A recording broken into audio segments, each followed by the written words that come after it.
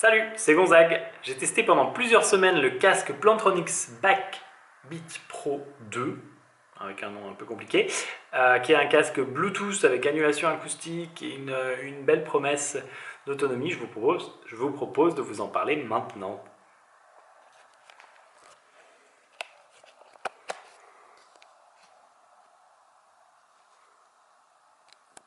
Alors le Backbeat Pro 2, c'est un peu le concurrent du Bose QC35, avec une boîte plus grosse. Il vient concurrencer le produit de Bose Quiet Comfort 35, qui est plus coûteux. Le Backbeat Pro 2, c'est actuellement un produit qu'on peut trouver à 250 euros pardon, sur Amazon, et dans une édition spéciale à 280 euros, le Backbeat Pro 2 SE, un nom qui fait 16 km de long. Et l'édition spéciale a pour particularité d'avoir une coque rigide. Alors on va tout de suite se tourner vers le contenu de la boîte.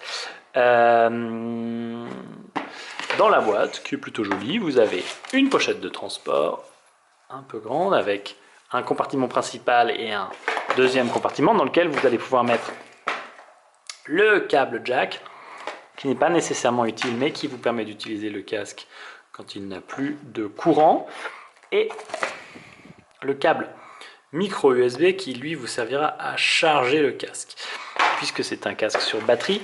Et donc la promesse de ce casque, c'est une autonomie de ouf, puisque on parle de 24 heures sur la boîte. Alors je ne me suis pas amusé à mesurer précisément quelle était l'autonomie, mais en effet, depuis que je l'utilise, je l'ai quasiment jamais chargé. J'ai chargé 2 fois en 2 mois. Et j'ai pris avec l'avion, le train, la voiture. Et ouais, ça se décharge pas vite, donc ça c'est un très bon point. Le Bose non plus, se décharge pas vite, il faut le dire. Le Bose fonctionne avec une pile, et la boîte du Bose, parce que le Bose lui est vendu de base avec une boîte, sauf que si je revérifie le prix du QC35, on est plutôt aux alentours, voilà, 380 euros pour ce petit bébé, 250 pour celui-là. Lui se charge. La pile sur le Bose dure aussi une éternité. Alors le casque, il est là. Qu'est-ce qui change par rapport à son concurrent? Eh ben, sur le Plantronics, donc qui est une marque qui est aussi connue pour tous les équipements qu'ils font pour la téléphonie classique, et donc les oreillettes, etc. Alors on a des boutons ici qui permettent de contrôler play, pause, suivant, précédent. Le volume se gère ici, c'est pas très pratique ce truc là. Le Bose lui n'a pas les réglages, enfin n'a que 3 boutons et un bouton power on et off. Donc là on peut gérer un peu plus de choses. Il se met en pause automatiquement quand on l'enlève, ça c'est vraiment pratique. C'est une fonctionnalité qu'on avait peut-être découverte, en tout cas trouvée sur les casques de Parrot. Alors, il y a donc plus de boutons, comme je disais, il se plie, et vous allez à trouver ici le bouton on-off, donc super facile à allumer, d'ailleurs parfois le risque c'est de le laisser allumer. Il s'allume ici, pouf, et l'association Bluetooth se fait en poussant le bouton un peu plus loin pendant quelques secondes. On a ici celui qui permet de couper le micro en conversation, mute. Le connecteur micro USB est sur l'oreille droite, la prise jack également, donc la prise jack, je rappelle, permet de l'utiliser avec ou sans batterie, avec une source filaire et non Bluetooth. Et sur la gauche, et là c'est un truc qu'on ne retrouvera pas du tout sur le Bose, il y a un bouton avec 3 positions qui permet de faire un mode open mic, c'est-à-dire ça met en pause la source audio que vous êtes en train de lire, ça vous permet d'écouter ce qui se passe à l'extérieur. Mode normal, c'est le mode casque, et le mode du bas, c'est le mode avec l'annulation acoustique. Et là-dessus, parce que oui, il faut que ce casque ait des défauts, ce serait trop beau sinon, eh bien, je dois dire que même si c'est pas mal, le Bose fait largement mieux en termes d'annulation acoustique. Donc le voyageur très fréquent qui prend l'avion et le train et ne veut pas entendre tous les bruits que ça génère aura plutôt tendance à se prendre ce produit-là et à vider son portefeuille.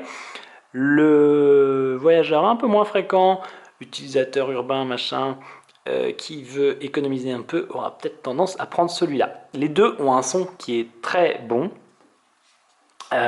C'est pas les casques les plus agréables au porter que je connaisse parce que en fait malheureusement ce genre de casque c'est un peu lourd donc ça fait le bandeau peut faire mal au crâne au bout d'un certain temps. C'est ni un attribut unique au Bose ou au Plantronics, ils le font un peu tous. C'est rare de trouver des casques qui font pas mal. Évidemment celui-là aussi donc avec les oreilles on peut régler les écouteurs dans tous les sens et le porter autour du cou un peu comme on a envie. Donc globalement, bon produit. Qu'est-ce que je rate dans cette petite tour? Oui, annulation du bruit ambiant.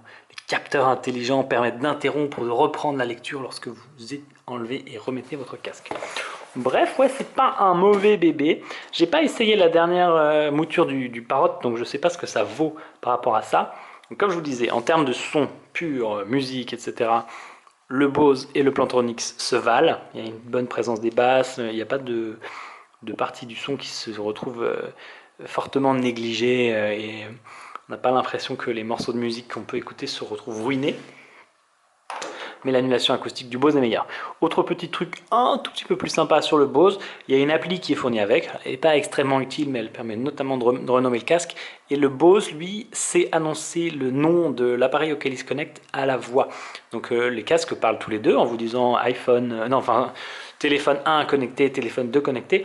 Le Bose a pour différence de dire iPhone 7 de Gonzague connecté, MacBook Pro de Gonzague connecté.